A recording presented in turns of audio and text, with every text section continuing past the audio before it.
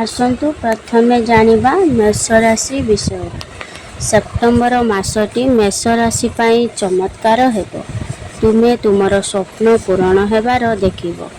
ଏହି ମାସରେ ତୁମର କର୍ମକ୍ଷେତ୍ରରେ ଲାଭ ପାଇବା ସମ୍ଭାବନା ଅଛି।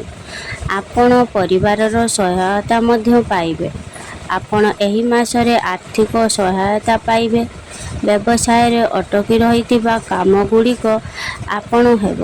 ଏହି ମାସରେ ପରିବାରର ପାରସ୍ପରିକ ସମନ୍ୱୟ ରହିବ। ଏହି ମାସ ପରିବାର ସହିତ ଭଲ ହେବାକୁ ଯାଉଛି। ଆହୁରି ମଧ୍ୟ ଆପଣ ନିଜ ପରିବାର ସହିତ କିଛି ବଡ଼ କାର୍ଯ୍ୟରେ ଯୋଗ ଦେଇପାରିବେ। ଏହି ମାସରେ ତୁମର ଶତ୍ରୁମାନେ ମଧ୍ୟ ତୁମର କାର୍ଯ୍ୟର ପ୍ରଶଂସକ ହେବେ।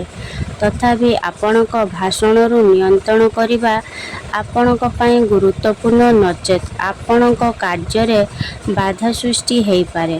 ଶ୍ରମିକ ଶ୍ରେଣୀର ଲୋକମାନେ ଏହି ମାସରେ ପଦୋନ୍ନତି ପାଇପାରନ୍ତି। ଆହୁରି ମଧ୍ୟ ଆପଣଙ୍କର କର୍ମଚାରୀମାନେ ଆପଣଙ୍କର ଆଚରଣରେ ଖୁସି ମନେ ହେବେ। ଏହି ମାସରେ ଏକ ଧାର୍ମିକ ଯାତ୍ରା କରିବାର ସମ୍ଭାବନା ଅଛି। ଜଣେ ଧାର୍ମିକ ବ୍ୟକ୍ତିଙ୍କୁ ଭେଟିବାକୁ ପଡ଼ିବ। ଏହି ମାସରେ ଆପଣ ନିଜ ପାଇଁ ଏକ ନୂତନ ଘର କିଣିପାରିବେ। ଆପଣ ସ୍ୱାସ୍ଥ୍ୟ ସମ୍ବନ୍ଧୀୟ କିଛି ସମସ୍ୟା ଦେଖିବେ ଏବଂ ବଡ଼ ଋଣରୁ ମୁକ୍ତି ପାଇପାରିବେ। ଏବେ ଜାଣିବା ବୃଷ ରାଶି ବିଷୟରେ।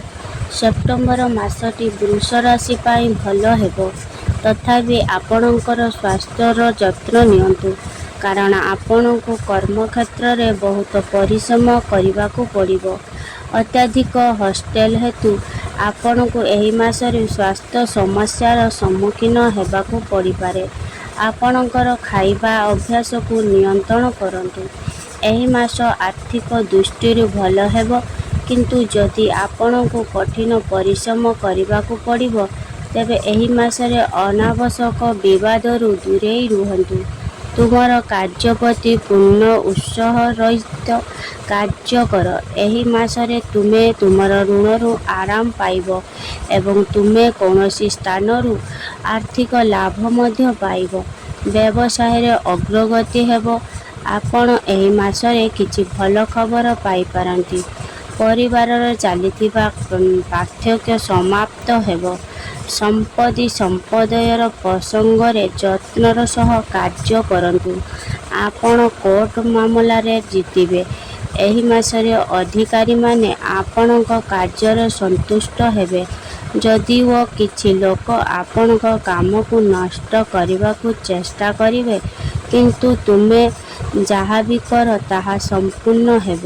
ଏହି ମାସରେ ଆପଣଙ୍କର କାର୍ଯ୍ୟରେ କ୍ଷେତ୍ରରେ ପରିବର୍ତ୍ତନ